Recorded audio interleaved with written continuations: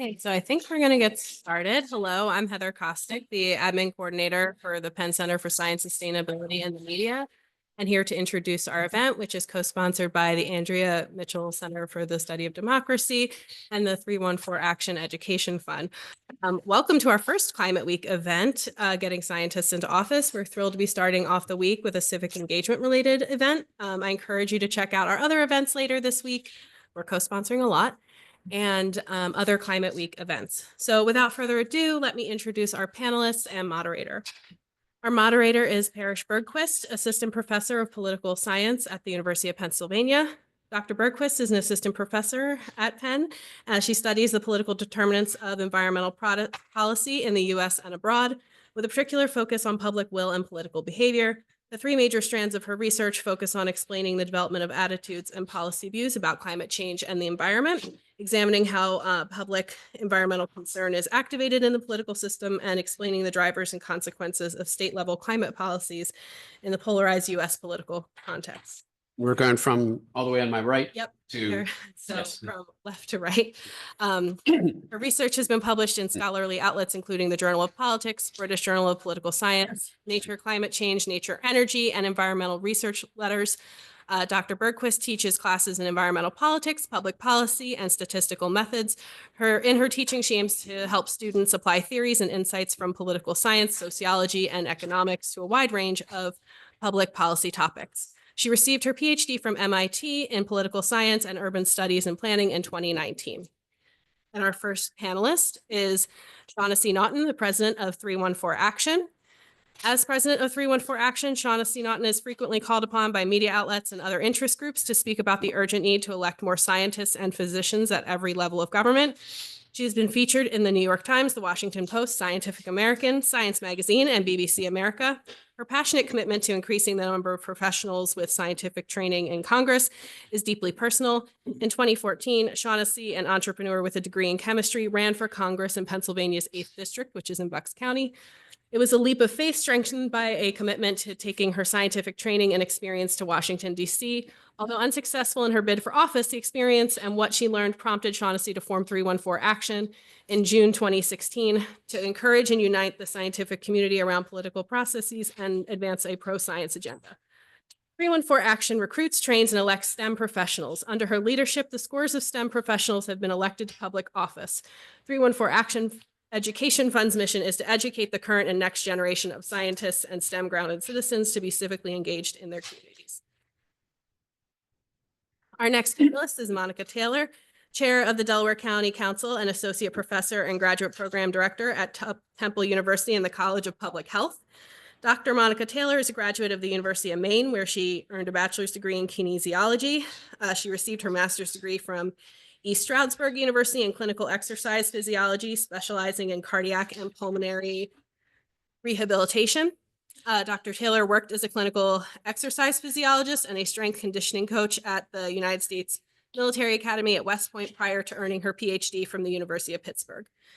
Dr. Taylor is currently the chair of the Delaware County Council. She was sworn into office for her first term on January 6, 2020. Dr. Taylor is the first American elected to Delaware County Council. Beginning during her first few days in office, Dr. Taylor worked with the county team to implement monumental and historic changes in Delaware County. She spearheaded the effort to create a county health department from the ground up with a mission to build healthy and thriving communities. Dr. Taylor is also an associate professor and graduate program director at Temple University in the College of Public Health. She has extensive history of work in academia as a professor and program director and supporting the community through her work. She has spearheaded outreach projects to educate high school students about potential careers in the allied health industry and early STEAM program, working in local Philadelphia elementary schools to introduce young students to science, technology, engineering, arts, and math. And our final panelist, but certainly not least, Dr. Michael Mann, the director of our center, PCSSM, and a presidential distinguished professor in the Department of Earth and Environmental Science at Penn. Dr. Mann is, as I just said, presidential distinguished professor, and with a secondary appointment in the Annenberg School for Communication. His research focuses on climate science and climate change. He was selected by Scientific American as one of the 50 leading visionaries in science and technology in 2002, was awarded the Hans Oeschger Medal of European Geophysical Union in 2012. He made Bloomberg News' list of 50 most influential people in 2013. He's received the Friend of the Planet Award from the National Center for Science Education, the Stephen H. Snyder Award for Outstanding Climate Science Communication for Climate, the Award for Public Engagement with Science from AAAS, the Climate Communication Prize from the American Geophysical Union, and the Leos Lizard Award of American Physical Society. He received the Tyler Prize for Environmental Achievement in 2019 and was elected to the National Academy of Sciences in 2020. He's a fellow of AGU, MAS, GSA, and AAAS, and the Committee for Skeptical Inquiry. He's a co-founder of realclimate.org and the author of more than 200 peer-reviewed and edited publications, numerous op-eds and commentaries, and 6 books, including Dire Prediction, The Hockey Stick and the Climate Wars, The Madhouse Effect, The Tantrum That Saved the World, and The New Climate War, and most recently, A Fragile Moment. And with that, I turn things over to our moderator and panel. We're going to have to shorten that one in the future, I think. Okay. I just get started? Please. Great. Well, thank you. Thank you, Heather, and thank you for joining us today. I'm Shaugnessy Naughton, the founder of 314 Action. 314, of course, being the first 3 digits of pi and a nod to what we are trying to do to engage scientists. As Heather said, this grew out of my own experience. I was born and raised in Bucks County. I earned my degree in chemistry and worked in business worked in research and then business. And in 2013, I was growing increasingly concerned with the lack of action on climate change, on the lack of action on combating gun violence, even after the Sandy Hook massacre. And, and the fact that at the time, Congress was voting to repeal the Affordable Care Act rather than actually try to make healthcare more affordable and accessible. And what became clear to me was that this wasn't a problem with science. Science is pretty clear. If we want to combat climate change, we need to reduce our carbon emissions. That we can develop all these wonderful treatments, but if people can't have access to them, that's not inherently a problem with science. That's a problem with our politics. And at the time, the CDC wasn't even allowed to collect data on gun violence. And as scientists, the first step to solving a problem is looking at what the data tells you. And so I realized that in order to change this, we needed to change the people representing us, and rather naively decided to run for Congress. I had knocked on doors and made phone calls, but running for Congress is not dipping your toe in the water. It's jumping right in the deep end, and you get a lot of unsolicited advice. Some of it's good, some of it's terrible. Everything from, how to wear your hair and how I should make myself look more frumpy, to actual things that were helpful. But one of the things you have to do when you run for public office is you have to raise money. And the reality is you need to be able to communicate, and that costs money. And so unless you can write the check yourself, you need to do that. And because I was an untraditional candidate, I didn't have the support of the party, I had to get very creative. And so we started cold calling scientists like Dr. Mann and asking for their support and making the case that even if they couldn't vote for me, we would benefit by having a chemist in Congress. And I did not win that race, but I learned a lot about the process. And part of what I learned was that at the time, there were more talk radio show hosts in Congress than scientists and engineers. And think about what that does to both the process and the priorities. So I founded 314 Action to recruit, train, and elect people with scientific backgrounds to all levels of government, from city council and school boards up through the state legislatures and federal level, with the thinking that we really benefit by having that diversity of experience and recognizing that it doesn't happen on its own. And when you think about the issues facing our world and our country, climate change being at the top of that list, there really isn't an issue that doesn't benefit by having data-driven, scientifically minded, fact-based people at the governing table and not just waiting to be tapped as advisors. I think that's been a challenge in the scientific community, that they've often looked at science as above politics, and therefore scientists should be not involved in politics. And I would say that that model's really failed us. So since 2016, we have elected 3 U.S. senators, over a dozen members of Congress, and we are closing in on having endorsed, not elected, 1,000 scientists running for state legislative and municipal offices. So with a lot at stake in this next election. So with that, I will turn it over to Monica or Dr. Taylor. Hello, everyone, and thank you for joining us today, and thank you for putting this on. And I am one of those candidates who was supported at both when I ran for school board and in my role now in county council. So I guess my step into politics is a little bit different. My path, if you would have asked me 10 years ago, if I would be in this position right now, I would have said no. I had always been involved. I always voted. I helped candidate too. I wanted to be a part of their campaign, but was never really deeply involved in politics. My goal was to be a dean by the age of 40, and I was full on working towards that. And then the 2016 election happened. And I decided, how can I be more involved? How can I help more? How can I be more a part of this process and figure out where my space is and where I fit? And for me, I started on school board because I have 3 little ones, 2 at the time when I ran for school board, and they are going to be in a school district for a really long time. And in my background in education, I just thought that would be a great way for me to give back to the community and serve. And so I was on the Upper Darby School Board. My children are now 11, 8, and 4. So they're going to be in the school district for a very long time. And when I was on the school district, some of the areas that I really wanted to help the school district improve upon was expanding our STEM education, thinking through how we can create pipelines for students into allied health professions. And I also wanted to figure out where our students were going who weren't going on to college for whatever reason. And so we actually looked at data because as a scientist, that's what drives my decision making. Wanted to see where our students were going, and we found out that most of our students who were going out into the workforce for whatever reason, they were going into retail jobs or jobs that really didn't have any opportunities for upward mobility. And we wanted to work on trying to make sure they knew what was out there and what was available for them if that was the path that they were taking. And I started using resources from Philadelphia, from Montgomery County, and I realized that our workforce development department was really non-existent and started to wonder why. And so I was creating with our amazing administration in Upper Darby School District programs for our students and bringing people in. And to me, there's 15 school districts in Delaware County, and I wanted to figure out how I could also help the other school districts. And then I started to look more into county government. It was like, well, what's going on with workforce development? Then I realized we didn't have a health department and that we were the largest county in the country by population that didn't have a health department. And that's really what pushed me to want to run for office. I wanted to create a health department. We also had the only privatized prison in the Commonwealth at the time.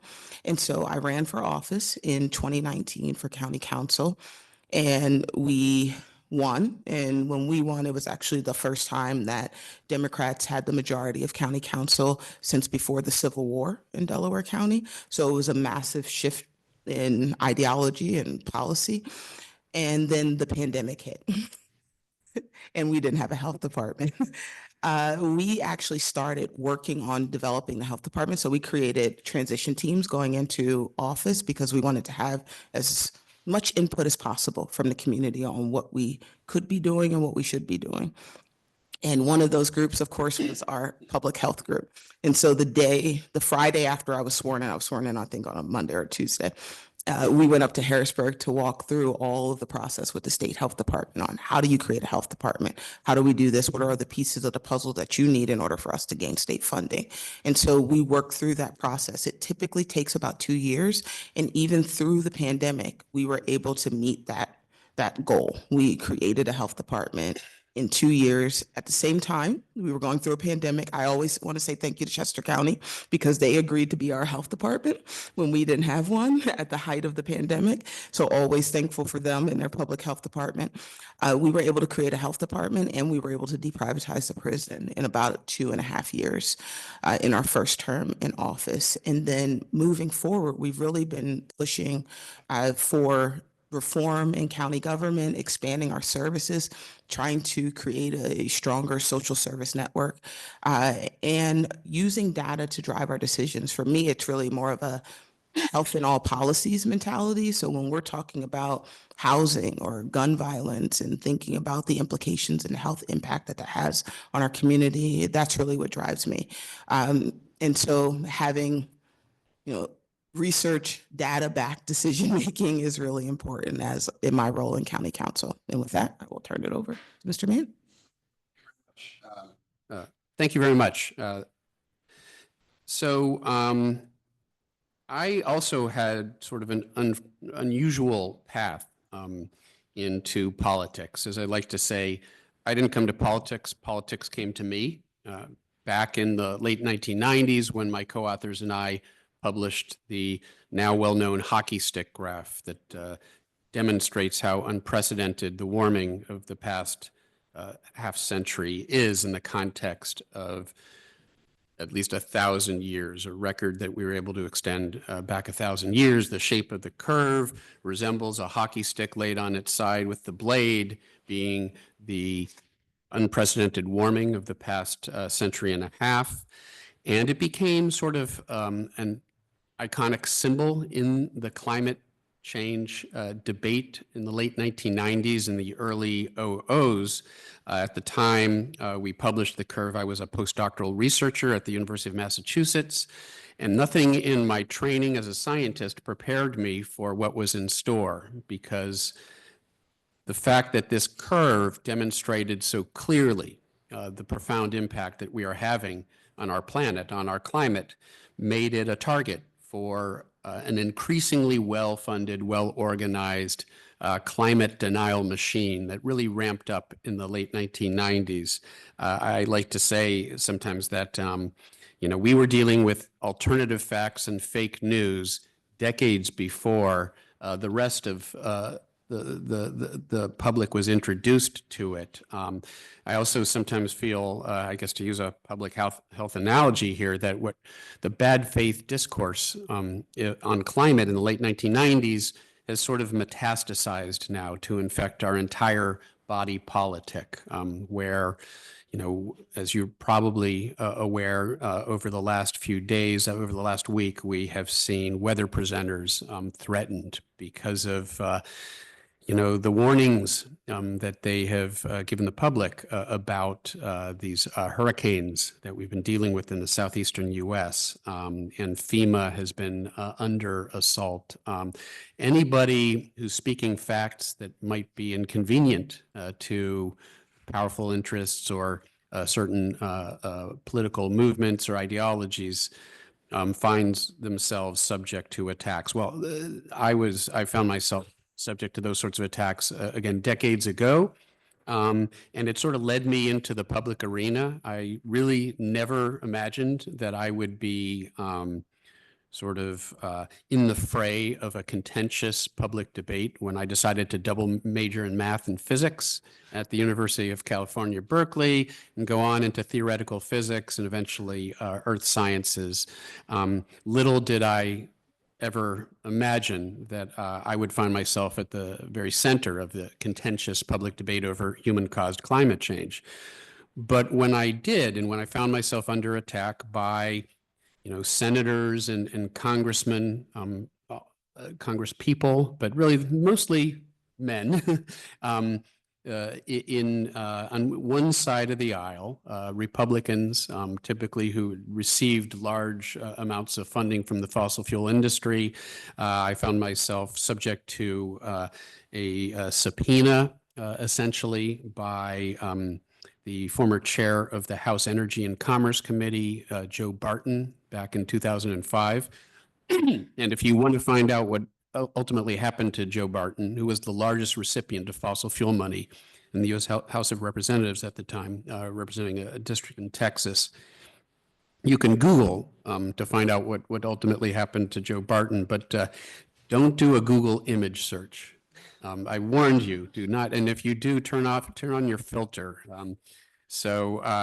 he's no longer in office. Ken Cuccinelli, the Attorney General of Virginia, a sort of early Tea Party Republican, tried to use a civil investigative demand to demand all of my emails from the time I was at the University of Virginia, to look for something to discredit me with, and on and on. So I've found myself in the fray, but rather than sort of shun that and sort of rather than retreat into the laboratory, I've sort of leaned forward, because in the end, I feel like there's no more important work that I can be doing right now than to try to inform the public discourse over what is arguably the greatest challenge and the greatest threat that we face as a civilization, the threat to us, other living things on our planet, by human-caused climate change.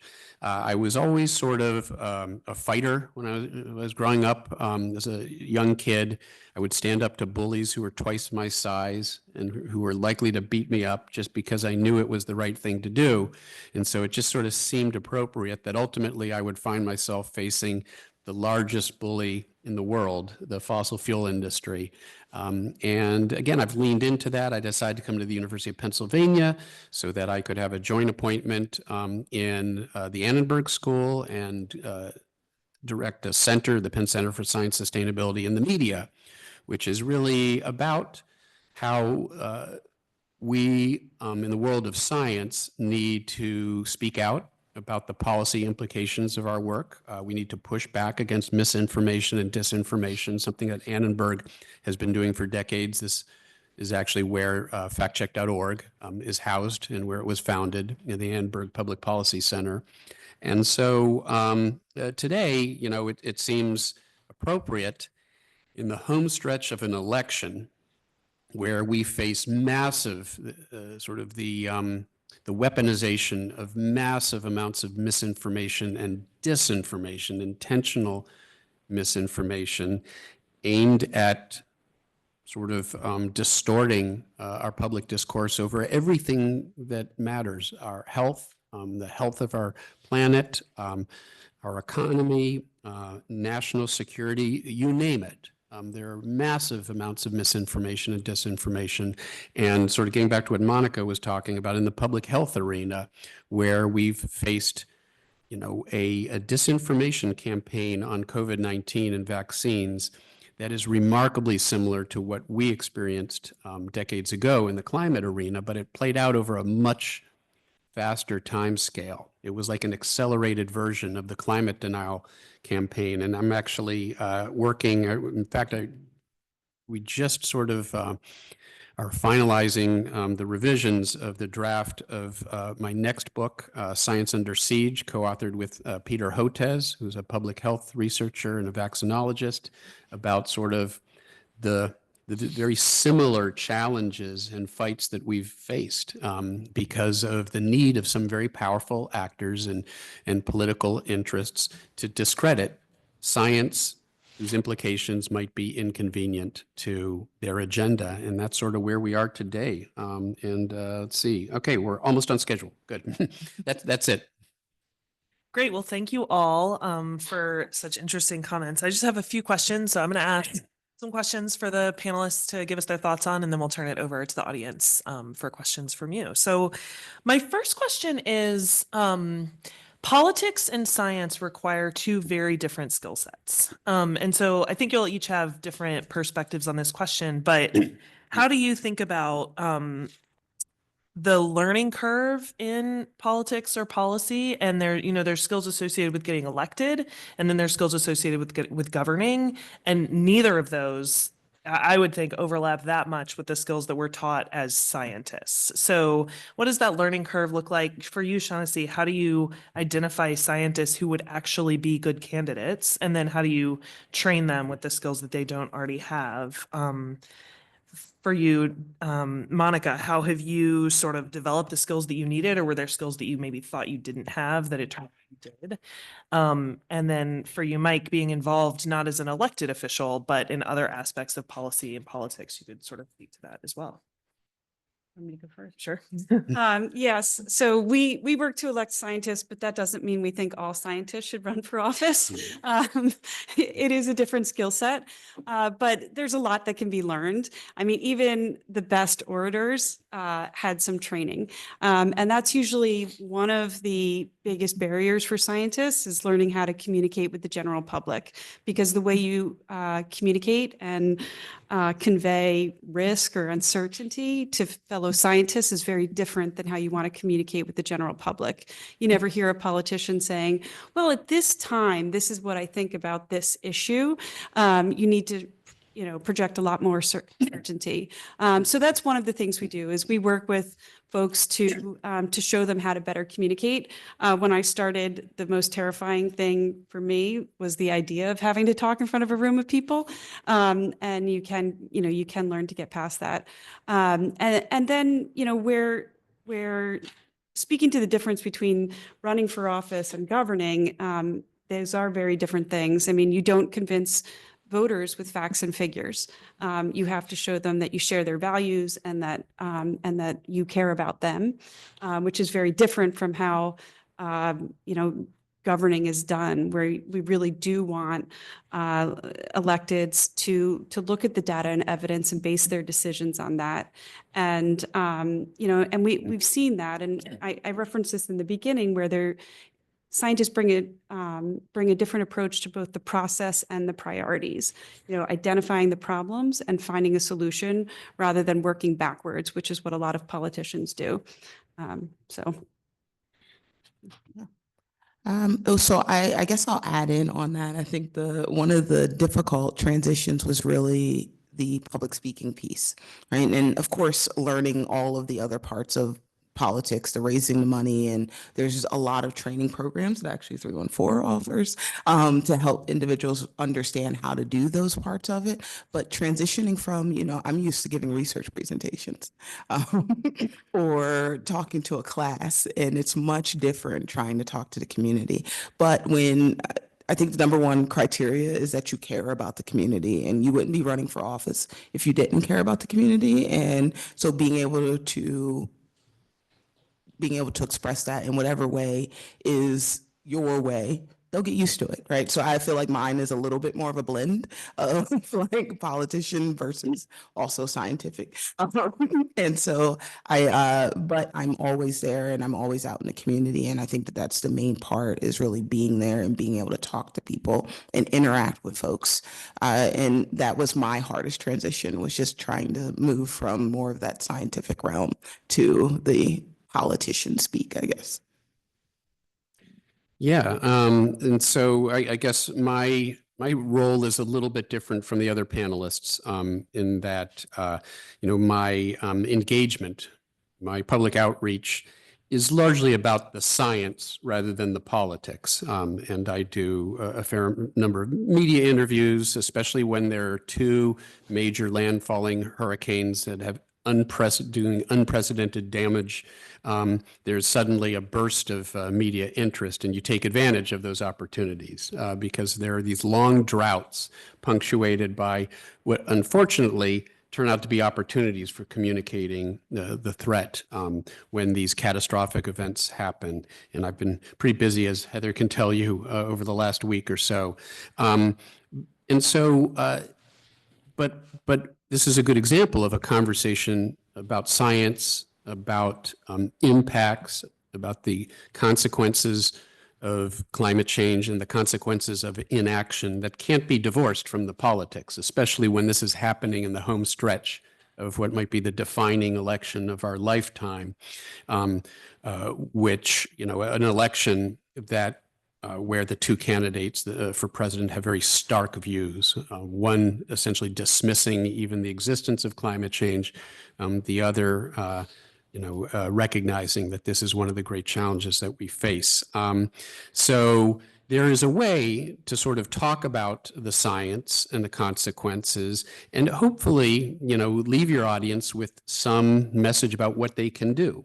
And invariably, that ends up being a political message, because in my view, the most important thing that you can possibly do is to vote, is to make sure that we elect politicians who will, can affect the policies that we can't as individuals. We can try to decrease our individual carbon footprint, and the fossil fuel industry would love for us to focus entirely on our own carbon footprint and ignore theirs.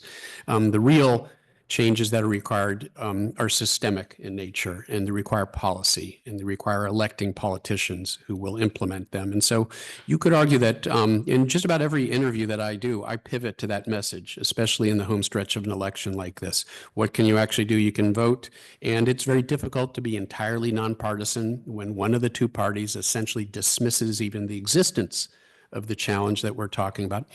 There's a good faith debate to be had about what we do about climate change. There's not a good faith debate to be had about whether climate change is real, about whether it's a threat. I'll end my comments here with a sort of a wise rule that was once provided by a good friend, a mentor of mine who's no longer with us, Steve Schneider, who was a great climate scientist, but also perhaps, the first true public climate communicator. Back in the 1980s, he was already communicating on the Johnny Carson show and media interviews the threat of climate change, and just sort of and taught so many younger scientists about how to communicate science, about the rules of communication, which are very different, as we've alluded to here before, from the rules of scientific communication, public communication versus scientific communication. In scientific publications, you often state your conclusions laden in caveats and uncertainties, and you spend most of your time talking about the uncertainties because that's where science is done, on the forefront of knowledge. But when you're speaking to the public, you've got to lead with what we know.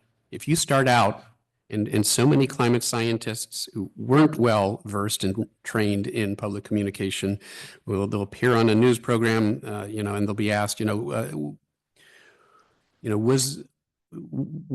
was the relationship between this, choose your favorite catastrophic extreme weather event and climate change? And they'll start off with, well, you can never relate any one event to climate change, which is trivially true, but completely irrelevant, because what we're talking about is the magnitude and the damage done by these events, not whether there might have been a hurricane, but how big was that hurricane? How much damage did it do? How much flooding rainfall?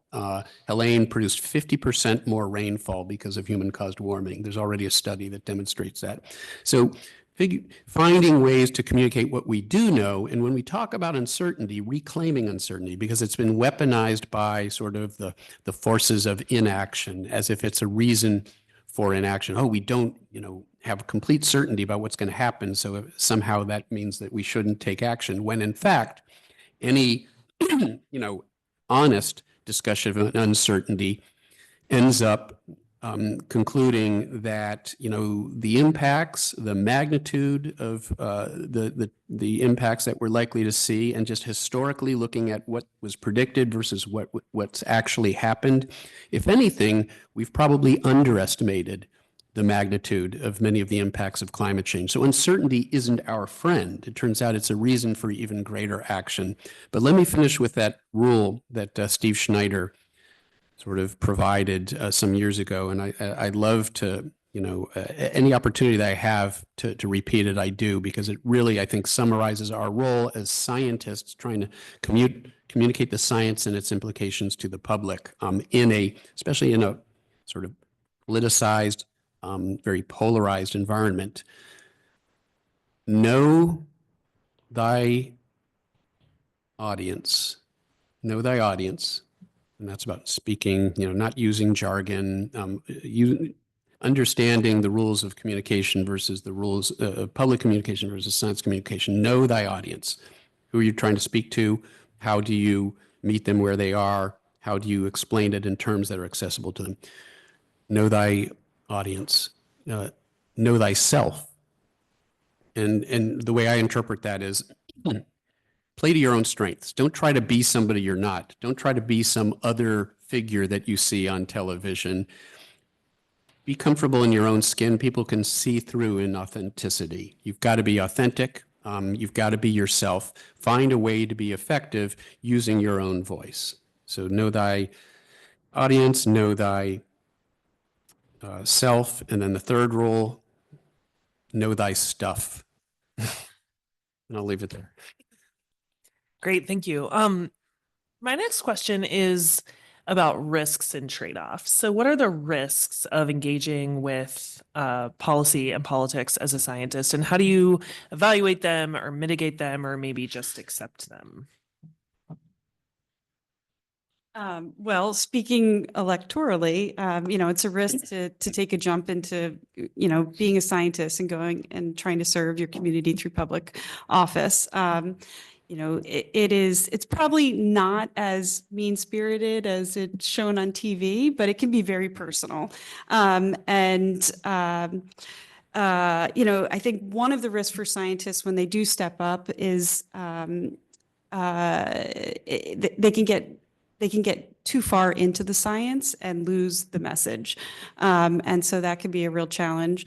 Electorally, it's, the math says that most people who run for office are going to lose. But that's not the only metric to judge success by. Bernie Sanders did not, ran for president twice, but never became president. But he has fundamentally changed the discourse in the Democratic Party. There are things that you accomplish by running on a message and a platform that you believe in and that resonates with your community. So I think there's different ways to evaluate your success, and I think that helps to judge whether it's worth the risk. Yes, and on that note, I think, when you think about the risk as an elected official, or even when you're running for office, right, it takes a lot of time. You're always in the light, right? So you always have to be prepared, whether you're in the grocery store or at Target in the morning, your constituents are going to talk to you. So understanding that there's blurred lines between your personal time and your time, because you're always on as an elected official. You are always representing individuals in your community. I also think, though, the rewards, though, are when you are an elected official and you can actually implement the policies. And, we created a health department that's going to be there for generations to come. It's going to improve the public health outcomes for generations of Delaware County residents.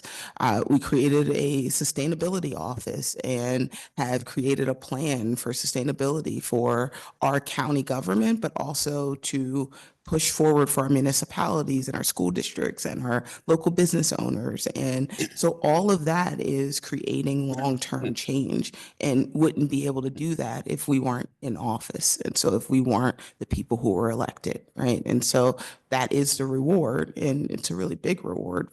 I really enjoy the work we do, and I love representing our county, and the massive changes that we've been able to make in a really short time really show to how your vote counts and matters. And because the five of us are all on the same path and we're all pushing forward with the same agenda.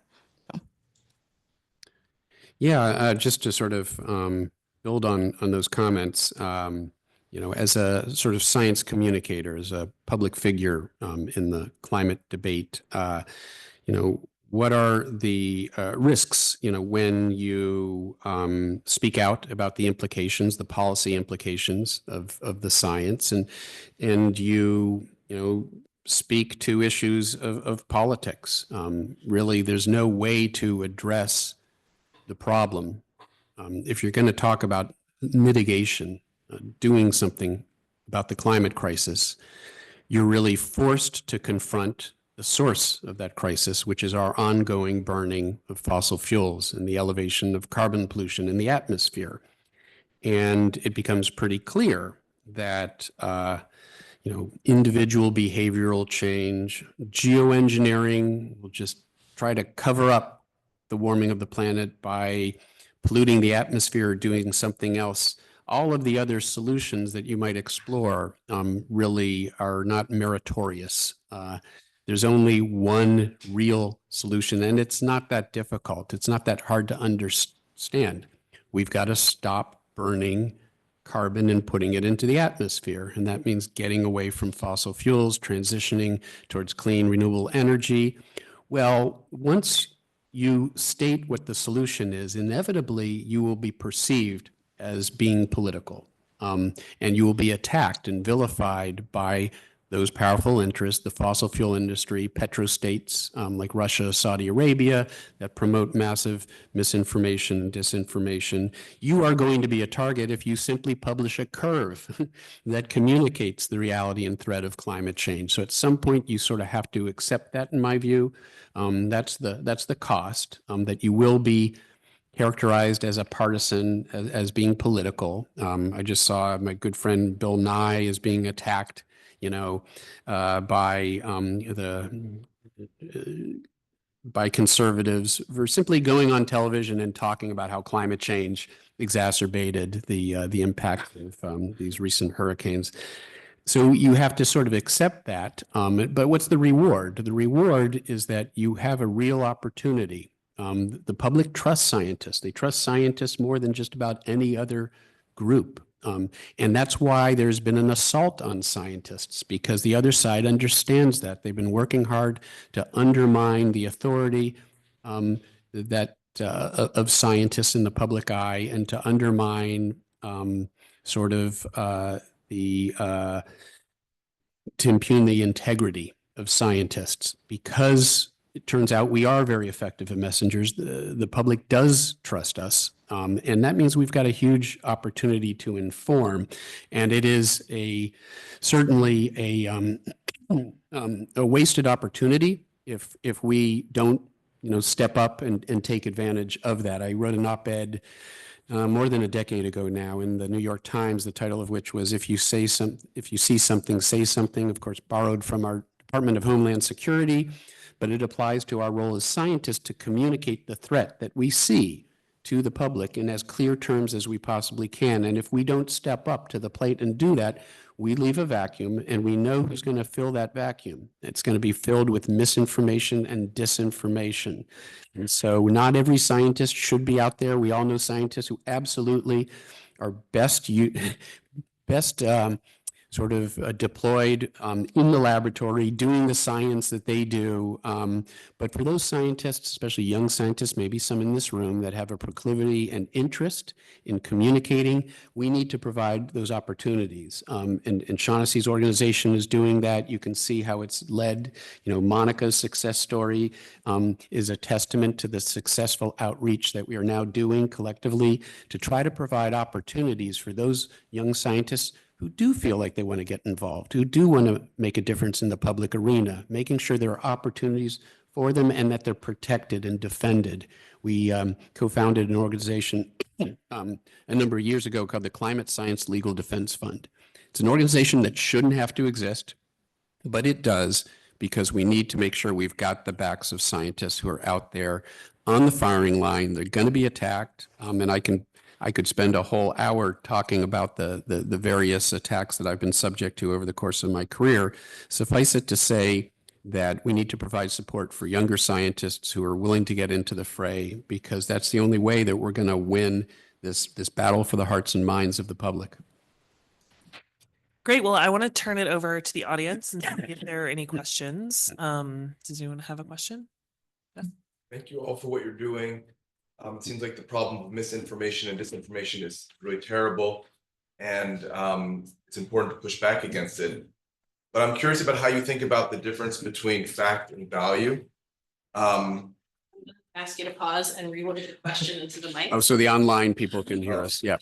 Get it in the recording. I was asking about the difference between facts and values, and maybe the boundary between those things. I'm thinking of a speed limit policy. I mean, it seems like it's scientifically known that the higher the speed limit, the more people will die. But if you lower it, you lose economic activity. Now that's a trade-off, but is that a scientific trade-off, where to put the speed limit? And I'm thinking, I had a child in the Chester Health Department district during COVID and was subject to the decisions about schools being open and closed. And maybe it's known that if we close the schools, it will stop the spread of COVID, but we're also harming the education of the kids to some degree. How do we make that decision? We have to make that decision. But is it a scientific decision when we're wrestling with competing values? And so I'm curious how much you think about that limit, and how much sometimes you have to transcend the scientific in order to implement some project. Was that aimed at one particular, Monica, or? Really, just anyone. Yeah, I mean, I think the governing is complicated. And so you do have to look at the full picture. But I think what we want to see from more politicians and especially from scientists serving in office is they actually do look at the data. When you reference the school closings during COVID, there were a lot of partisans on either side that made a decision regardless of what the science said. And that is what we're trying to work against. And that's what we think scientists really bring to the table. I mean, one of the examples that I like to give is one of the scientists we helped elect to a state legislature. His first legislative meeting with the other legislators was on raising the minimum wage. This was a long time ago. And it was on raising the minimum wage to $15 an hour. And he said, okay, so how'd you come up with $15 an hour? Why not 14 or 20? Where'd 15 come from? Blank stares. And I said, well, how did you decide how fast to get to $15 an hour? Because, right now we're at 7. Where did you base that on? Blank stares. And third, he said, well, we have the leading expert on the minimum wage 10 miles from the Capitol. Did anybody reach out to him or have your staff or read his latest paper? No. And it's the basic questions that you would expect a scientist to ask, but often don't get asked in the political process. And it's not that he was advocating against it. He was just asking the questions, and that's what we need elected officials to do, is to ask the questions with a mind of let's get to the best answer rather than I already have the answer, let me figure out how to work backwards. I'll agree with that. I mean, it's about trying to get the data first before, but a lot of times, like in COVID, for example, we didn't have enough time, right? We were responding on, we had data that based on from past experiences and the data that we had ongoing through the pandemic, but trying to be able to take that and then move it into real-time decision-making, you have to be able to take that data as much as you possibly can gather and then make a decision based on the information that you know and have right then. In terms of different policies, so for us, like take housing, affordable housing, for example, in Delaware County, we've actually taken the time to do the last year and a half to do research into data collection on all of our 49 municipalities, understanding the demographics, understanding where we're short, understanding the income levels that we're trying to target for housing affordability. And now we can take all of that information in that we've collected over time to make a decision about how we move forward, given the resources that we have as a county and what we can gather from the federal government and the state government, and really be very targeted on how we move forward with housing affordability. But that's just one example of how we take information and research and be able to implement actual policy changes for the community. Yeah, I wanted to get back to sort of this the notion of like a trade-off between sort of like public health and economic health. And there's a cartoon that I absolutely love. I just brought it up on my iPhone. Some of you may have seen this before. There are 4 people. They're gathered around what looks like a campfire on a desolate planet. There's nothing left. And this one guy's saying to the other 3, it's an older guy saying to like these 3 children, yes, the planet got destroyed, but for a beautiful moment in time, we created a lot of value for our shareholders. A simpler expression of that is, I sometimes say, there is no economy on a dead planet. And so I wanted to get, but it was a really interesting question because these decisions do get made. How do you determine, and one of the best examples of this, and it's relevant to what we've seen play out over the last week or so, when you call for an evacuation.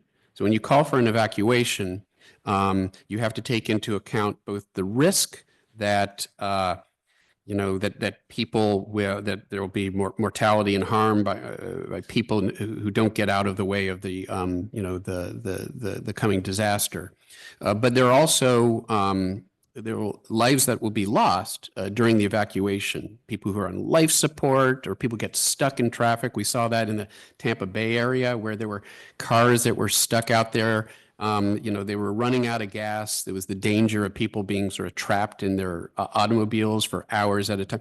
So you're going to lose people in a massive evacuation as well. And the reason I want to talk about this is the way that the conventional way to make those decisions is based on a cost-benefit analysis that actually puts a dollar value on a human life. They actually do a cost-benefit analysis, and I think it's also relevant. There was another example of that, the example you gave actually, which was How fast the speed limit is. Yeah. Also how to balance school closings with spreading the disease. Yeah. So absolutely. And so it's the same sort of thing where and in the end, to do a cost benefit analysis to justify a particular policy, you have to choose to put a dollar value on a human life. And that's the way, it's been done, for example, in the world of, emergency management. And it's actually taken from the literature, where, there are estimates of the value of a human life that you can draw from sort of the social science literature, but typically it's related to the income of the individual. So you can see the sort of the ethical problem here, and where issues of justice and sort of fairness come into it. If you're judging the value of a human life based on the income or the potential income of that individual, then you are down, you are downwardly, you're putting less life on the lives of people who live in poverty. And that turns out to be extremely relevant in the climate sort of discussion, because you've got developing countries, the global south, where incomes are much lower, and many of these people are likely to see the worst consequences of climate change, and they have the least resilience, the least wealth to deal with the impacts that they already are dealing with. And so it turns out there's some deep questions that you have to ask when you try to do that calculation.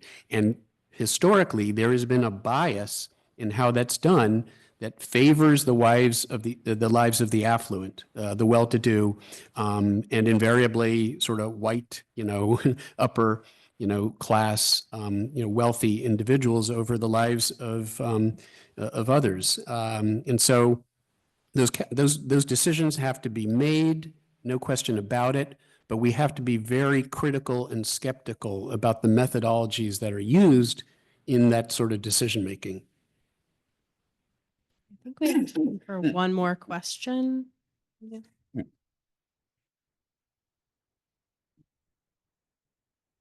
Hi, guys. I just want to say thank you. And this is something that I've been thinking about and talking about a lot for the past few years, is how there is a lack of scientists within the political sphere, and how decisions, especially being made in the environmental field, are made by agencies. And those agencies were literally created by politicians who realized they didn't know enough about specific things, so they hired experts. So I think going back to, I guess, climate change, and especially the mid-2000s, we had a big push saying like, 50-50 scientists believe climate change exists and climate change doesn't. I took a class in my undergraduate college that was the economics of sustainability, and economists and politicians were saying, it's 50-50 in the scientific field. But if you go to the scientific field, it was almost 99%. There was an agreement that climate change was happening. And I guess the question I wanted to ask is there a fear in the political sphere of letting scientists in? And is there a lot of hesitation to let them in because of donors and because of the people who are investing in our political sphere? Is that one of the hardest challenges that we're facing right now, is just getting into the door? Well, we've been trying to break that door down. But yes, especially when we first started, there was a lot of skepticism among the political establishment of the value that scientists would bring as either candidates or as legislators, to the point where in 2018, where healthcare was the #1 issue and a lot of women were running because of Donald Trump's promises to take away women's rights, we had to convince other organizations that actually a woman pediatrician running would bring a very good perspective. She did ultimately win. But, you know, so I think there's the interest, but I think there's also just the status quo and what people see as a politician and who they imagine that is and what that looks like, that we are really changing. I think in 2018 with the class that we elected, we helped to bring down the median age in Congress quite considerably. And that does help to bring a lot of diversity with it.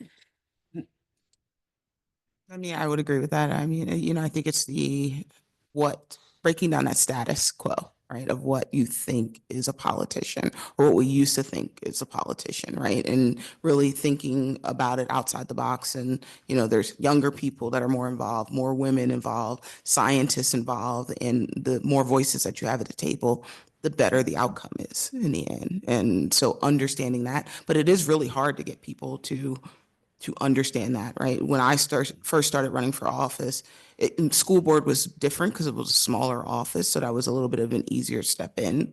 But it was like, you're young, you've never been involved in politics before, you're a professor, what do you know about running for office, right? And so trying to break down that and saying like, well, I have a lot to bring to the table, and this is what I'm thinking about, is really hard. And that's like a hard just barrier for scientists to get into the door and to get fundraising. I was lucky because I started off at school board, so then I was proven in some ways before I moved on to county council. So then people were more readily able to help or willing to help in my next race. But if I had started off at a large race like a county council, I could imagine that the donors would have been like, I don't know about that, or, you know, just all of those pieces are a barrier to scientists or anyone who's coming in from that's not the norm of what we call a politician. Yeah, sort of building on those comments, you know, scientists are a pretty large population. And like any large population, there's going to be some subset of that population that has the mix of skills and attributes that, you know, make them an effective communicator. So there are some, you know, general, there's this sort of general view that scientists are not good communicators. One often hears, you know, because they speak in jargon, et cetera. We've already talked a bit about that. But that's simplistic. There's a subset of any group, and that's true of scientists, who are, you know, given the right tools, given the training, and given the opportunity, can be very effective at communication. And so it comes back to providing the collective infrastructure, the support structure, to find those young scientists, provide them the opportunities, provide them the training, and that's what this is about. That's what, you know, Shaughnessy's organization is doing, and I'm honored to have worked with her because I think that's so critical. As Monica's saying, you need a diversity of voices if you're going to reflect the full sort of you know.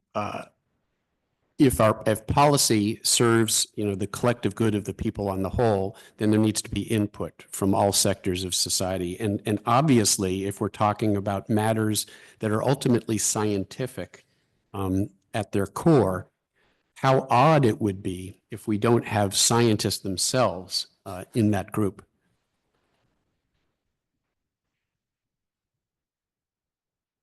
Great. Well, thank you. Please join me in thanking our panelists for their insightful comments. Thanks to those online too. Thank you. Thank you for joining us. Please check out our website for other Climate Week events, as well as the Climate Week at Penn website, which I think is on the Post website for things that are going on all week. And thank you to our event co-sponsors, and thanks for coming. Thanks. Thank you.